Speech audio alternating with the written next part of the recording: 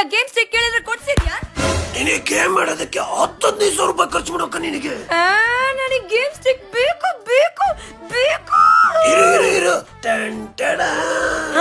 ತಾತ, ನಿನ್ನಷ್ಟು ಒಳ್ಳೆ ತಾತ ಯಾರಿಗೂ ಸಿಗಕ್ ಚಾನ್ಸೇ ಇಲ್ಲ.